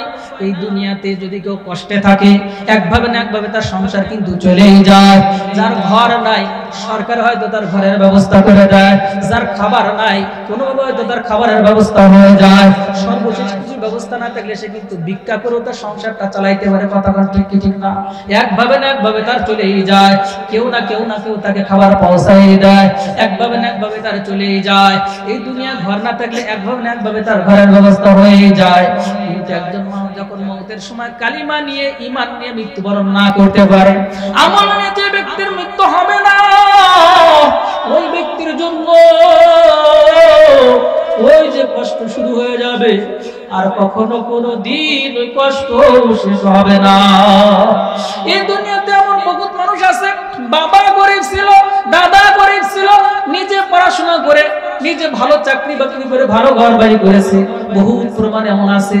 কিন্তু হে বাজারের মা গো, হে বাবা, হে যুবক, হে কলিজার টুকরা ভাই, দুনিয়া থেকে যে ব্যক্তি বেআমল আর বেঈমান হয়ে দুনিয়া থেকে চলে যায়, নিঃস্ব হয়ে যে ব্যক্তির একবার ইন্তেকাল হয়ে যায়, ওই ব্যক্তির আর কিছুই থাকে না, কিছুই থাকে না। কবরটা তার জন্য কঠিন হয়ে যায়, হাসরটা তার জন্য কঠিন হয়ে যায়, পুলসিরাতটা তার জন্য কঠিন হয়ে যাবে। সর্বশেষ তাকে ওই যে জাহান্নামে যাওয়া লাগবে, যেই জাহান্নামে ঢুকলে পারে শাস্তি আর শাস্তি, শাস্তি আর শাস্তি, শাস্তি আর শাস্তি। শান্তি বলে কিছুই থাকবে না, অশান্তি আর অশান্তি। দুনিয়া যদি ঘরের মধ্যে কষ্ট লাগে, বাইরে এসে কিছু ঠান্ডা পাওয়া যায়, ঘরের মধ্যে এসি ফ্যান টান না থাকলে পাখার বাতাস কমপক্ষে নেওয়া যায়, পানিতে নামে কিছুক্ষণ ঠান্ডা শরীর করা যায়। কিন্তু কবরের মধ্যে যদি কারো আগুন জ্বলে, আগুন কিন্তু আর বেরোবে না। আল্লাহ, ছাত্র বয়সে আমি যখন ইউনিভার্সিটি যে বছর পরীক্ষা দিব, ওই বছর আমি 18 কাদায় একটা স্টুডেন্ট ছিলাম। সেই সুবাদে একদিন গোরস্থান মাদ্রাসায় রাতের বেলায় ছিলাম। আল্লাহ আল্লাহ, মুয়াজ্জিন সাহেব বলতেছে, হুজুর ওই দক্ষিণ দিকে জানালাগুলো একটু বন্ধ করে ঘুমাইলে ভালো হয়। বললাম, কেন রে ভাই? উনি বললেন, আমি তো মুয়াজ্জিন মাঝে মাঝে ফজরের নামাজের জন্য যখন আসি, আজানের জন্য যখন আসি, প্রায় দেখতে পাই নতুন কবর দিয়ে গেছে, সেই কবর থেকে দাও দাও দাও দাও করে আগুন জ্বলে ওঠে। যশোর গোপ সেন্ট্রাল রোডে একটা কবরস্থান আছে, আপনাদের যারা থাকার কথা, 2014 কি 13 সালের কথা বলতেছি। আমরা অনেকেই যে দেখেছিলাম, আপনারা কেউ দেখছেন কিনা আমার জানা নাই। আমি নিজেও তখন গাজীর দরগা ছিলাম, গাজীর দরগা থেকে আসছি, দেখছি। আল্লাহ, আশেপাশের কোন কবরের মধ্যে কোনো আগুন নাই, কিন্তু একটা কবরের মধ্যে দাও দাও দাও দাও করে আগুন জ্বলতেছে। কি আগুন, সহ্য করার মতো না। কিছুক্ষণ বৃষ্টি হওয়ার কারণে চারপাশ দিয়ে পানি জমে গেছে। আর একটা ভাত রান্না করলে পরে যেরকম ভাতের পানি টকবক টকবক করে, ওই কবরের পানি এরকম টকবক টকবক করতেছিল। মৃত্তিকা বিশেষজ্ঞ বিজ্ঞানীদেরকে নিয়ে আসা হয়েছে, কোনটা একটা ব্যাখ্যা দিয়ে বলছে সে নানান কিছু, কিন্তু তাদের মধ্যে থেকে সবচেয়ে ভালো যে ব্যাখ্যাটা আসছে সেটা হলো এই কবরের যে বাসিন্দা, ওই বাসিন্দা আল্লাহ পাকের নাফরমান ছিল। পরবর্তীতে খোঁজ নিয়ে দেখা গেল ওই মহিলাটা সাধারণ মহিলা না, ওই মহিলাটা হলো শহরের একজন বিখ্যাত শরীর ব্যবসায়ী। এজন্য বলবে পর্দালের মা, অবসরের মা, অভাবে পড়ে নিজের চরিত্রকে নষ্ট করো না। টাকার জন্য নিজেকে কখনো খবরদার নিজেকে বিক্রি করে দিও না, নিজের শরীরটাকে বিক্রি করে দিও না। ও মা গো, কবরের আযাব সহ্য তুমি কিছুতেই করতে পারবে না, কিছুতেই করতে পারবে না। কবরের আযাব সহ্য করার ক্ষমতা কারোই নাই, কেউ পারে না, কেউ পারবে না। এরকম বিভিন্ন জায়গায় শোনা যায় কবরের মধ্যে আগুন দাও দাও করে জ্বলে ওঠে। এরকম কত জায়গায় শোনা যায় কবরের মধ্যে যাকে রাখা হয়েছে ওই ব্যক্তিকে সাপে দংশন করতেছে, এরকম প্রমাণ পাওয়া যায়। বিভিন্ন জায়গায় এরকম ঘটনা দেখা যায়। একটা কিতাবের মধ্যে পড়ছিলাম, মাসিক আদর্শ নারী, সম্ভবত 1998 সালের একটা সংখ্যার মধ্যে লেখা হয়েছে। আল্লাহু আকবার, সেই সংখ্যার মধ্যে পরিষ্কার ভাবে লেখা হয়েছে একজন মহিলা, যেই মহিলাটা বেপর্দা করে চলতো, রাস্তায় রাস্তায় বেপর্দা হয়ে চলতো, চুল খুলে চলতো, উলঙ্গপনা করে চলতো, যেমন খুশি তেমন চলতো। আল্লাহু আকবার, যখন তার ইন্তেকাল হয়ে গেছে আর যখন তাকে কবরের মধ্যে রাখা হয়েছে, আল্লাহু আকবার, এক পর্যায়ে বিভিন্ন প্রকারের চিল্লাচিল্লি তার কবরের থেকে পাওয়া যায়। ওই মহিলাটার কবরের থেকে আওয়াজ শোনার পর এলাকার লোকজন ইমাম সাহেবের কাছে, মুফতি সাহেবের কাছে ফতোয়া নিয়েছে কি করা যায়। তখন মুফতি সাহেব ফতোয়া দিয়েছে তার কবরটাকে খোঁজা হোক। কবরটা খুঁজবার পরে দেখা গেল ওই মহিলাটা তার শরীরের মধ্যে কাপড় জড়াইয়া একটা দৌড় দিয়ে সে তার বাড়িতে চলে আসছে। লোকজন তখন হতভম্ব হয়ে গেছে, কি হয়ে গেল। এরপরে সবাই বলতেছে, তুমি সামনে আসো, আমরা তোমাকে একটু দেখতে চাই। মেয়েটা বলছে, না, আমার সামনে তোমাদের কারো আসা উচিত হবে না, আমি এমন একটা পরিস্থিতিতে আছি, আমাকে দেখলে তোমরা সহ্য করতে পারবা না। এলাকার কিছু সাহসী যুবকরা বলতেছে, না, আমরা তোমাকে একটু দেখতে চাই, একটু সামনে আসো। এরপরে যখন কিছু সাহসী মানুষ তার সামনে গেছে, মহিলাটা যখন তার শরীর থেকে কাপড়টা সরাইছে, দেখে তার মাথার প্রত্যেকটা চুলকে টেনে টেনে উঠানো হয়েছে, রক্ত বের হচ্ছে, নখগুলো টেনে টেনে উঠানো হয়েছে, দাঁতগুলো তার ভেঙে দেওয়া হয়েছে, পুরো ঠোঁটটাকে তার আগুনের কেচি দিয়ে কেটে দেওয়া হয়েছে। এমন আযাব আর এমন আযাব যা সহ্য করার মতো না। এরপর আবার সে চিৎকার দিয়ে ইন্তেকাল করছে, নতুন করে আবার তাকে দাফন করা হয়েছে। আমি বলতে চাই, পর্দার মা গো, দুনিয়ার সামান্য একটু শান্তির জন্য, দুনিয়ার সামান্য একটু ভালো থাকবার জন্য খবরদার খবরদার বেপরদাগিরি জীবন যাপন করো না রে মা। আল্লাহু আকবার। আরেকটা কথা আপনাদেরকে একটু বলতে চাই, বলেন তো দেখি আমাকে আপনাকে দুনিয়াতে পাঠাইছে কে? বলেন কে? সেই আল্লাহ পাক যিনি পাঠাইছে তিনি কি আমার আপনার রিজিকের জিম্মাদারি নেন নাই? নেছে কিনা বলেন? রিজিকের জিম্মাদার কে নেছে? বলেন কে? আল্লাহ। বলেন তো দেখি সমুদ্রের মধ্যে যে নীল তিমি আছে, এখানে শিক্ষিত জন আছে, এক একটা নীল তিমি কত বড় কোন? 30টি হাতি এক জায়গা করলে যত বড় হবে একটা নীল তিমি তত বড় হবে। আচ্ছা আজ পর্যন্ত কি শুনছেন না খেয়ে কোন নীল তিমি সমুদ্রের মধ্যে মরে ভেসে উঠেছে? শোনা গেছে কোনদিন? তাহলে পরে বোঝা যায় এত বড় নীল তিমির পেটটা ভরায় কে? জোরে বলেন কে ভরায়? দুনিয়ার মধ্যে আমরা যত বড় বড় প্রাণী দেখি তার মধ্যে একটা বড় প্রাণীর নাম হলো হাতি। এত বড় হাতিকে আল্লাহ পাক রব্বুল ইজ্জত যদি পেট ভরে খাওয়াইতে পারে, এত বড় বাঘ ভাল্লুককে যদি আল্লাহ পাক পেট ভরে খাওয়াইতে পারে, সিংহগুলোকে যদি আল্লাহ পাক পেট ভরে খাওয়াইতে পারে, বরঞ্চ আমরা আরো দেখতে পাই বন জঙ্গলের মধ্যে যে প্রাণীগুলো থাকে তাদের যেরকম স্বাস্থ্য শরীর, আর যে সমস্ত প্রাণীগুলো চিড়িয়াখানার মধ্যে থাকে তাদের তো রুটিন করে সরকারের পক্ষ থেকে বা কর্তৃপক্ষের পক্ষ থেকে খাবার দেওয়া হয়, এরপরেও দেখা যায় তাদের থেকে ওদের শরীর ভালো। কতক্ষণ ঠিক কি ঠিক না? আমার বলার উদ্দেশ্য হলো হাতিকে যদি আল্লাহ পাক খাওয়াইতে পারে, নীল তিমিকে যদি আল্লাহ পাক খাওয়াইতে পারে, গরু ছাগলকে যদি আল্লাহ পাক রব্বুল ইজ্জত পেট ভরে খাওয়াইতে পারে, একটা পাখি সকালবেলা খালি পেট নিয়ে বের হয় তো সন্ধ্যাবেলা ভরা পেট নিয়ে যদি বের হয়ে আসতে পারে, আমার আপনাকে আল্লাহ পাক আশরাফুল মাখলুকাত বানানোর পর আল্লাহ পাক কি আমার আপনার পেটের জিম্মাদারি নেয় নাই? কতক্ষণ নেছে কি নেছে না? যদি নিয়ে থাকে আল্লাহ পাক তো নেছেন, অবশ্যই নেছেন। আল্লাহ পাক বলেন ওয়া মিন দাব্বাতিন ফিল আরদি ইল্লা আলাল্লাহি রিজকুহা। দুনিয়ার মধ্যে এমন কোন প্রাণী নাই যে আমি তার রিজিকের জিম্মাদারি নেই নাই। যদি এই বিশ্বাস থেকে থাকে আল্লাহ আমার খাওয়ানোর মালিক, আল্লাহ আমার দেওয়ার মালিক, তাহলে বলেন তো দেখি কোন মানুষের জন্য সুদ খাওয়ার প্রয়োজন আছে? কোন মানুষের কি ঘুষ খাওয়ার প্রয়োজন আছে? কোন মানুষের কি পরের সম্পদ জবরদখল করে জুলুম করে নেওয়ার প্রয়োজন আছে? কোন কায়দায় কি হারাম খাওয়ার কোনো প্রয়োজন আছে?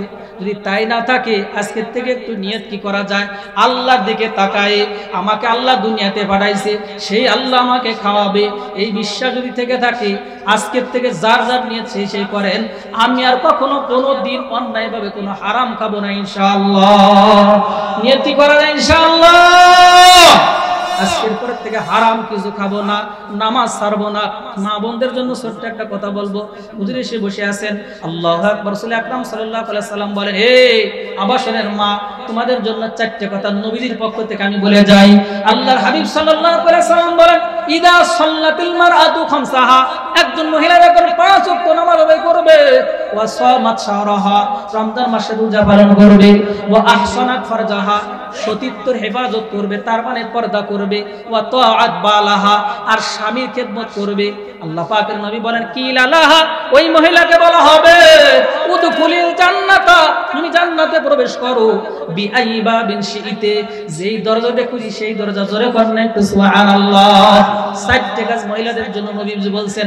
1 নাম্বার হলো নামাজ, 2 নাম্বার হলো রমজানের রোজা, 3 নাম্বার হলো পর্দা, তার মানে নিজের সতীত্বর হেফাজত করা, আর 5 নাম্বার হলো স্বামী, 4 নাম্বার হলো স্বামীর খেদমত। 4টি কাজ যদি কোনো মহিলা আল্লাহ পাকের সামনে পেশ করতে পারে, ওই মহিলাকে হাসরের মাঠে বিচারের সময় বলা হবে কি লালাহা, ওই মহিলাকে বলা হবে উদখুলিল জান্নাতা, তুমি জান্নাতে প্রবেশ করো, বিআইবা বিন শিইতে, যেই দরজা দিয়ে খুশি সেই দরজা। জোরে করেন একটু সুবহানাল্লাহ। এ আবাসনের মা, এ বোন, আল্লাহর উপরে কোনো অভিযোগ রাখা যাবে না। এর থেকে কত কঠিন অবস্থা আল্লাহ রাখছে। মনে করতে পারেন আল্লাহ আমাকে গরিব বানাইছে, মনে করতে পারেন আল্লাহ আমাকে অভাবের মধ্যে রাখছে, মনে করতে পারেন আল্লাহ আমাকে অশান্তির মধ্যে রাখছে। হে আপনি তো আসিয়ার থেকে বেশি সমস্যার মধ্যে আপনি না। আসিয়াকে কি পরিমাণ কষ্ট তার স্বামী দিয়েছে, সেই পরিমাণ কষ্ট কি এখন মহিলারা পায়? হযরত সুমাইয়া রাদিয়াল্লাহু তাআলা আনহাকে কি পরিমাণ কষ্ট দিয়েছে কাফেররা, তারপরেও তো সে ইসলাম থেকে কখনো সরে যায় নাই। এরকম কত মহিলারা দুনিয়া চলে গেছে, কি পরিমাণ কষ্ট করেছে। স্বামীর খেদমতের জন্য বিবি রহিমা যে পরিমাণ কষ্ট করেছে, এরকম কষ্ট তো কোনো মহিলাকে দেওয়া হয় না। সুতরাং সব কিছুই তো ঠিক আছে, কেন আমি আল্লাহর হুকুম নিয়ে চলবো না? এই জন্য একটু আল্লাহর হুকুম নিয়ে চলার নিয়ত কি আছে? একটু নিয়ত কি করা যায় ইনশাআল্লাহ? নারায়ে তাকবীর। একটু নিয়ত করা যায় ইনশাআল্লাহ। আজকের থেকে আর কখনো অন্যায় অবৈধ কাজ করব না। যুবকদেরকে বলবো, হে যুবক, হে আবাসনের যুবক, আবাসনের বাইরে যারা আছো সকলকে অনুরোধ করে বলি, প্রেশান হওয়ার দরকার নাই।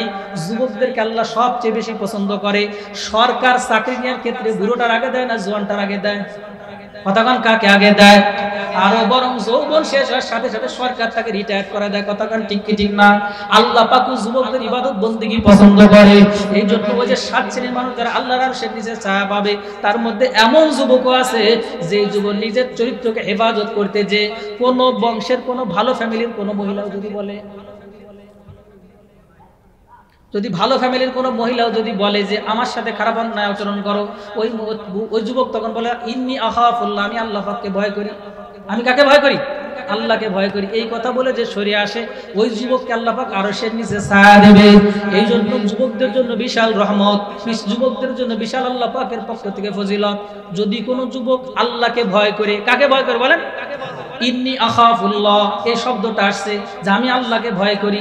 যদি কেউ আল্লাহকে ভয় করে, সতীত্বের হেফাজত করে, চরিত্রের হেফাজত করে, গুনাহের থেকে বাঁচে, হারাম থেকে বাঁচে, সুদ থেকে বাঁচে, ঘুষ থেকে বাঁচে, জিনা ব্যভিচার থেকে বাঁচে, চোখের গুনাহ থেকে বাঁচে, জুয়ার থেকে বাঁচে, মাদক থেকে বাঁচে। আজকে যুবকরা বেশি মাদকাসক্ত কেন হয়? কেন গাজার উপরে এত নেশা হয়ে যায়? একটাই কারণ, বিভিন্ন টেনশন, বিভিন্ন পেরেশানি, অবমন্ত্রণের কারণে, এই কারণে সে কারণে। আমি বলি সেই সব যুবকদের অনুরোধ করে বলি, সব কিছু বাদশাহ দিয়ে মালিকের দরবারে ফেরত আসো, আল্লাহর দরবারে ফেরত আসো। আল্লাহ তওবার দরজা খোলা রাখছে এখনো পর্যন্ত।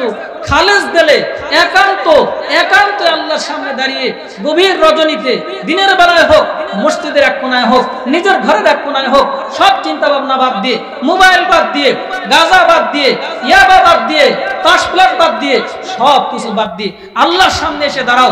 আল্লাহকে একটু সেজদা দিয়ে জানাও, আল্লাহ আমি অভাবে আছি, আল্লাহ আমি টেনশনে আছি, আল্লাহ আমি পেরেশানিতে আছি, আল্লাহ আমি কঠিন অবস্থার উপর দিয়ে যাচ্ছি। এই কেদে আল্লাহকে একটু বলো। সবকিছু সমাধানের মালিক কে বলেন? কে? আজ পর্যন্ত কোনদিন কি শুনছেন যে কোন একজন যুবক মানে আপনার পেরেশানি টেনশন থাকার কারণে গাঁজা খাওয়ার পরে বা মদ খাওয়ার পরে এখন তার টেনশন পেরেশানি চলে গেছে? বলেন টেনশন পেরেশানি কমলো না বাড়লো? কতক্ষণ টেনশন কমে না বাড়ে? ওই জায়গায় না, টেনশন কমাতে হলে কার কাছে যাইতে হবে? কার কাছে? টেনশন কমানোর মালিক কে?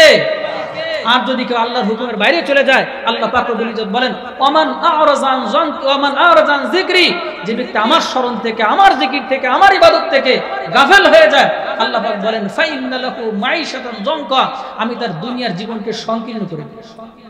দুনিয়ার জীবন আল্লাহ সংকীর্ণ করে দেয়। আল্লাহ পাক রব্বুল ইজ্জত বলেন তার দুনিয়ার জীবনকে আমি এমন সংকীর্ণ করে দেই, যার কারণে দেখবেন, আচ্ছা বলেন তো দেখি, গলায় দড়ি নিয়ে বিষ খেয়ে মরে যুবক যুবতী বেশি না বৃদ্ধ বৃদ্ধারা? কারা বলেন তো দেখি কারা? যুবকরা যখন টেনশন আর পেরেশানি করতে করতে দেখা সামনে কোনো রাস্তা নাই, তখন মনে করে এই দুনিয়া আমার আর কোনো জায়গা নাই, ঢাকাতেও জায়গা নাই, দিল্লিতেও জায়গা নাই, খুলনাও জায়গা নাই, তখন সে মাথা গোজার ঠাই হিসেবে মাটির নিচে জায়গা খোঁজার জন্য গলায় দড়ি নেয়। ঠিক কি ঠিক? বিষ খায়। তাদের জন্য বলি ফিরে আসো, আল্লাহর দরবারে কান্নাকাটি করো, আল্লাহর দরবারে ধরা দাও, আল্লাহর দরবারে তওবা করো, আল্লাহর সামনে সিজদা করো। একদিন একটা সিজদা দিয়ে দেখো, সিজদার মধ্যে পড়ে আল্লাহকে একবার বলে দেখো, আল্লাহ তুমি আমাকে মাফ করে দাও, আল্লাহ তুমি আমাকে রাস্তা দেখাও, আল্লাহ তুমি আমাকে পেরেশানি মুক্ত করে দাও, আল্লাহ তুমি আমাকে টেনশন মুক্ত করে দাও, আল্লাহ তুমি আমাকে বেকারত্ব মুক্ত করে দাও, আল্লাহ তুমি আমার কর্মসংস্থানের ব্যবস্থা করে দাও, আল্লাহ পর্যাপ্ত রিজিকের ব্যবস্থা করে দাও, আল্লাহ চাকরির ব্যবস্থা করে দাও। দিল থেকে চার পর যদি কেউ না পায়, আমার কাছ থেকে বুঝে নেবেন ইনশাআল্লাহ, আল্লাহ পাক অবশ্যই দেবেন। জোরে বলেন সুবহানাল্লাহ। আল্লাহ পাক নিজে কোরআনে কারীমের মধ্যে বলেছেন ওমাইয়াত্তাকিল্লাহ ইয়াজআল্লাহু মাখরাজা।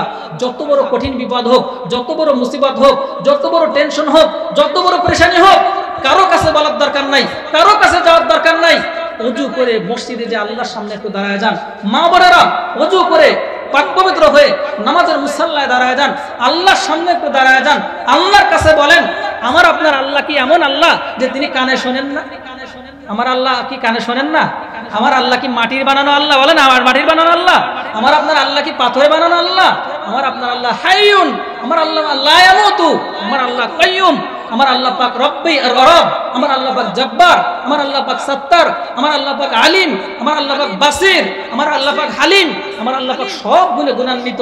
আল্লাহ পাকের শুরু আছে, কোনো দিন শেষ নাই। আল্লাহ পাক শুরুতেও ছিলেন, এখনো আছেন, কোনো দিন আল্লাহ পাকের অস্তিত্ব শেষ হবে না। আল্লাহ পাক লা ইয়ানামু, আল্লাহ পাক কোনোদিন ঘুমানো না, আল্লাহ পাকের কোনোদিন ঘুমের জিমটো আসে না। যখনই বান্দা দাঁড়াক না কেন, আল্লাহর পক্ষ থেকে ডাক দিচ্ছে, বলে উদুউনি আস্তাজিব লাকুম। যুবক তোমাকে লক্ষ্য করে কেমন যেন আল্লাহ পাক বলতেছেন, টেনশনে আসো, উদুউনি আমাকে ডাকো, আস্তাজিব লাকুম, আমি তোমার ডাকে সাড়া দিয়ে দেবো। জোরে বলেন সুবহানাল্লাহ। আল্লাহ যদি কারো ডাকে সাড়া দিয়ে দেয়, তার কোনো টেনশন থাকবে? তার কোনো পেরেশানি থাকবে? তার কোনো অভাব থাকবে? আমরা চাইতে পারি না, তার কারণে আমরা পাই না। এই জন্য আমরা এখন থেকে চাবো কার কাছে? বলেন কার কাছে? আল্লাহ পাক রব্বুল ইজ্জত বলেন যে যখনই কোনো বান্দা আমার কাছে চায়, তা আমি তার ডাকে সাড়া দিই। বিশেষ করে শেষ রাতে আল্লাহ পাক বান্দার ডাকে খুব সাড়া দেয়। সবসময় আল্লাহ সাড়া দেন, সবসময়। আল্লাহ পাক বলেন নাহনু আকরাবু মিন হাবলিল ওয়ারিদ, আমি বান্দার শাহরগের থেকেও কাছে আছি। জোরে বলেন সুবহানাল্লাহ। তো সেই রব, সেই মহান মালিককে এমন বহুত আমরা কবল করে আছি, সারাদিনের মধ্যে একবারও ডাকতে পারি না। এরকম আছে কি আছে না? কোন একটু আছে? সেই রবকে একটু দিল ভরে একটু ডাকা যায় না? সবাই একটু ডাক দেন তো আল্লাহ, খুব দিল থেকে একটু ডাক দেন আল্লাহ। শুধু ঠোঁট আর জবান আর জিহ্বার থেকে না, এই কথাটাকে দিলের সাথে একটু লাগায় নেন, আর দিলের সাথে একটু বলেন আল্লাহ। একদম দরদ নিয়ে বলেন না আল্লাহ আল্লাহ। মা বাবা, সন্তান মা বাবাকে মা বলে ডাক দিলে খুশি হয়, বাবা বলে ডাক দিলে খুশি হয়। আমার রব তার থেকে আরো বেশি খুশি হয়। জোরে বলেন না আল্লাহ। আরো জোরে বলেন না আল্লাহ। আরো জোরে বলেন আল্লাহ। আর একটু চিল্লায় বলেন আল্লাহ। বলেন আল্লাহ মাফ করে দেন, বলেন আল্লাহ মাফ করে দেন, আল্লাহ মাফ করে দেন, বলেন আল্লাহ মাফ করে দেন, আল্লাহ মাফ করে দেন, আল্লাহ মাফ করে দেন। আল্লাহ সকলকে মাফ করে দিক, সকলে বলি আমিন। আল্লাহর দরবারে আমরা আল্লাহকে ডাকবো দিনের মধ্যে কমপক্ষে 100 বার 200 বার, যার যেরকম সামর্থ্য আছে আল্লাহকে ডাকবো ইনশাআল্লাহ। নিয়মিত আল্লাহ পাক রব্বুল ইজ্জতকে ডাকবো। আল্লাহ পাক সবাইকে তৌফিক দান করে, সকলে বলি আমিন। শরীর দেশে কে? আমাদের মাথা দেশে কে? আমরা যে ইনকাম করি, ইনকাম যা করি দেয় কে? যদি বলেন না আমি শক্তির বলে পাই, তাহলে দুনিয়ার সবচেয়ে বড় শক্তিওয়ালা হাতি, সেই সবচেয়ে বড় লোক হওয়ার কথা ছিল। কিন্তু হাতি বড় লোক না মানুষ বড় লোক? কথা কন। যে যত খাটে সে শত পায়, তাই যদি হতো দুনিয়ার সবচেয়ে বড় লোক হতো গাধা। কিন্তু গাধা বড় লোক না গরিব মানুষ? গরিব না? বলেন গরিব কিনা? গরু যে পরিমাণ মেহনত করে সেই পরিমাণ কেউ বড় লোক? শিক্ষিত হলেই যদি সবকিছু পাওয়া যেত শিক্ষিত হওয়ার কারণে, তাহলে পরে দুনিয়া সব শিক্ষিতরা বড় লোক হইতো, আর যারা অশিক্ষিত গরিব থাকতো, ঠিক কিনা? কিন্তু আসলে কি তাই?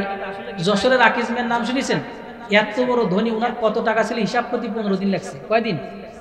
বলেন কতদিন? সে আকিজ সাহেব, উনি ছিল বকলম, নিজের নামটাও ঠিক মতো লিখতে পারতো না আকিজ সাহেব। এত বড় 3 পাস ছিল, মাত্র 3 পাস আকিজ সাহেব। সেই 3 পাস মানুষটা এত বড় ধনী, উনার আন্ডারে উনি বেঁচে থাকাকালীন এমন বহুত পিএইচডি হোল্ডাররা উনার অধীনে চাকরি করছে। কথা বলেন ঠিক কি ঠিক না? যারা উনার সঙ্গে 14 গোষ্ঠীর পড়া দিতে পারে, ঠিক কিনা? তাহলে কি শিক্ষিত হওয়ার কারণে টাকা পাওয়া যায় না? আসমান থেকে আল্লাহ দেয়। দেওয়ার মালিক কে? বলেন কে? আরো বলেন দেওয়ার মালিক কে? শক্তির বলে যদি হতো তাহলে পরে পাতলা ফিলফিলে কত মানুষ আছে ফ্যাক্টরির মালিক, আর উনার অধীনে এত বড় বড় মোটামুটি শক্তিশালী বেড়ে এলাকা উচ্চ করে নিয়ে যায়, এরকম লোক চাকরি করে কি করে না? তাহলে দেওয়ার মালিক কে বলেন তো দেখি কে? ওই আল্লাহ পাক বলতেছে শোনো, আমি তো তোমাকে দিচ্ছি, ওখান থেকে আমাকে কিছু দাও। আর আল্লাহ নিয়ে কি আল্লাহ খাবে না? আল্লাহ পাকের কিছু জায়গা আছে। মসজিদ কার ঘর? জোরে বলেন মসজিদ কার ঘর? এটা বিশ্বাস হয় আপনাদের? মসজিদের আরেক নাম বাইতুল্লাহ। বাইতুল্লাহ মানে কার ঘর? আল্লাহর ঘর। তো আল্লাহর ঘর আল্লাহ পাক বলতেছেন মিম্মা রাযাকনাহুম ইনফিকুন। আল্লাহ পাক কোরআন শরীফে যত জায়গায় বলছেন, অধিকাংশ জায়গায় এই কথাটাই বলছেন, আমি তোমাকে যা দিছি ওখান থেকে আমাকে কিছু দিয়ে খরচ করো, আমাকে দাও। তাহলে আল্লাহ দেন আমাকে, আর আল্লাহ চাচ্ছেন আমার কাছে। কেমন জানো, আপনি আপনার সন্তানের জন্য এক গাদা চকলেট কিনে নিয়ে গেছেন, চানাচুর বিস্কুট টিস্কুট কিনে নিয়ে যে বললেন তোমার জন্য নিয়ে আসছি, দিয়ে দেওয়ার পরে এবার আপনি বললেন যে আব্বা আমাকে একটু দাও। আচ্ছা, আপনার ছেলে যদি ওইখান থেকে 2টা চকলেট আপনাকে দেয়, খুশি হয়ে আপনি কি পকেটে নিয়ে খাওয়া শুরু করবেন না সাথে সাথে ব্যাগে দিয়ে দেন? দিয়ে কি বলি বলেন তো দেখি? তোমার আমার দরকার নেই, আমি তোমার একটু কি করলাম, পরীক্ষা করলাম যে তুমি দাও কিনা। দেশো আব্বা তুমি শুনে রাখো, এখন আনছিলাম 10টা, এইবার গেলে তোমার জন্য 20টা এনে দেবো। কয়টা? কেন? বাপ কি হয়েছে? সন্তানের প্রতি খুশি হয়ে গেছে, ঠিক কি ঠিক না? এখন ওই ছেলে নিয়ে সাথে যদি পকেটে ঢুকে কয় আমি তোমার দেবো না, আমি তোমার দেবো না। আচ্ছা বলেন তো দেখি, বাপ কি খুশি হলো না বেজার হলো? যদিও ছোট মানসিক করছে, তারপরও বাপ বেজার কার এনে দিলাম, বড় হয়েও আমার জীবনেও আমার দেখবে না, সামনেতে তো রানা বন্ধু, ঠিক কি ঠিক না? বলেন ঠিক কি ঠিক না? আল্লাহ পাক বলতেছেন কোরআনের আয়াত মিম্মা রাযাকনাহুম ইনফিকুন, আমি তোমাদের যা দিয়েছি সেখান থেকে আমাকে কিছু দাও। তাহলে এখন বলেন আল্লাহ দেশে, এখন এখান থেকে আল্লাহ কিছু চাইছে, আমাদের দেয়া কর্তব্য হবে নাকি হাত গুটা নেওয়া ঠিক হবে? বলেন দেয়া ঠিক হবে কি হবে না? আসলে তাবলিগ জামাত দুই ভাগ হয় নাই, একটা হলো হক্কানি রব্বানীদের আলেমদের দল, আর একটা হলো শয়তানের ফেরেবের শয়তানের দল। কার দল বলেন? শয়তানের দল। টুপিতে মারামারি হয়েছে না শয়তানের সাথে, আল্লাহ ওয়ালাদের মারামারি হয়েছে শয়তানের সাথে। আমার দরকার নাই, আমি শুধু একটা ইঙ্গিত আপনাদেরকে দিয়ে যাই, তাবলিগ জামাতটা কারা হকের উপরে আছে। হকপন্থী বহুত তরিকা আমাদের বাংলাদেশে কাজ করতেছে। দাওয়াতুল হক চরমনার ময়দান আল্লাহ পাকের কোনো প্রকারের কোনো কিলোকল ছাড়াই চরমনার আল্লাহর ওলিরা সারা বাংলাদেশের মধ্যে দিনের কাজ করতেছে। দাওয়াতুল হকের মাধ্যমে কাজ চলতেছে, তাবলিগের মাধ্যমে কাজ চলতেছে। তাবলিগ সারা বিশ্বের মধ্যে কাজ করার কারণে শয়তানের মাথা নষ্ট হয়ে যাওয়ার কারণে শয়তান চিন্তা করলো কিছু লোক তৈরি করা দরকার। এই লোক তৈরি করে সাদিয়ানি বানাইছে, আর এই সাদিয়ানি বানায় শয়তানের দোষরা আলেমদের মাথা বাড়ি মারতেছে, তালবিলদের মাথা বাড়ি মারতেছে। কতক্ষণ ঠিক কি ঠিক না? সুতরাং আমি এতটুকু বলে যাই, আমরা হুজুর মানুষ বললি পরে বলতে পারবেন হুজুর আপনারা তো আলেমদের পক্ষে বলবেনই। একজনের নাম বলি, পিনাকি ভট্টাচার্য। কি বললাম বলেন তো দেখি, আমার সাথে বলেন কি নাম? পিনাকি ভট্টাচার্য। বলেন কি নাম? আপনি অনলাইনে সার্চ করে পিনাকি ভট্টাচার্য সার্চ দেবেন, দেখবেন একটা হিন্দু লোক আসবে। কি লোক? আচ্ছা, পিনাকি ভট্টাচার্য মুসলমান না হিন্দু? ওই পিনাকি ভট্টাচার্য লিয়ে লাগবেন যে তাবলিগ নিয়ে তার উক্তি বা বচন বা তার বক্তব্য 22 থেকে 23 মিনিট একটা ভিডিও দেখবেন যে 7 গ্রুপের যারা আছে ওরা যে ইংরেজ মানে আপনার ভারতের রয়ের এজেন্ট, আর হলো ইসরায়েলের মোসাদ মানে ইসরায়েলের যে ইহুদিদের এজেন্ট, ইহুদিদের মোসাদের যে এজেন্ট, এই ব্যাপারে উনি দলিল দিয়ে দিয়ে প্রমাণ দিয়ে দিয়ে ভিডিও সামনে এনে এনে ছবি দিয়ে দিয়ে উনি প্রমাণ দিয়েছে। 22-23 মিনিট একটা ভিডিও দেখলে পরে বুঝবেন যে এরা কি পরিমাণ ষড়যন্ত্র করছে বাংলাদেশের মধ্যে ফিতনা ফাসাদ বাঁধানোর জন্য, উলামায়ে কেরামের মধ্যে ফিতনা ফাসাদ বাঁধানোর জন্য কি পরিমাণ ফিতনা ফাসাদ করছে তার ঠিক ঠিকানা নাই। এজন্য তাবলিগ করব কাদের সাথে? বলেন কাদের সাথে? তাবলিগ করব আলেমদের সাথে। বলেন কাদের সাথে? বলেন তাবলিগ করব কাদের সাথে? পীর মুরিদি করব, চরমনাইতে যাইবো, দাওয়াতুল হকের মজলিসে যাইবো, নিঃসন্দেহে এগুলো আমাদের জন্য হক তরিকা, আমরা এগুলো যাবো ইনশাআল্লাহ। আর তাবলিগ যখনই তাবলিগের জীবনে যাবো, তাবলিগ যাবো কাদের সাথে? বলেন আলেমদের সাথে। বলেন কাদের সাথে? হ্যাঁ, ডাক্তারের কাছে মানুষ রোগ নিয়ে যায়, ইঞ্জিনিয়ারের কাছে যায় ঘরবাড়ি করার জন্য, আর দিন নিয়ে ইসলাম নিয়ে তাবলিগ নিয়ে যাবে কাদের কাছে? আলেমদের কাছে। বলেন কাদের কাছে? তাহলে তাবলিগ করতে গেলে আমরা কাদের সাথে তাবলিগ করবো? বলেন কথাটা কি পরিষ্কার নাকি কোনো ঝামেলা আছে? পরিষ্কার হয়েছে?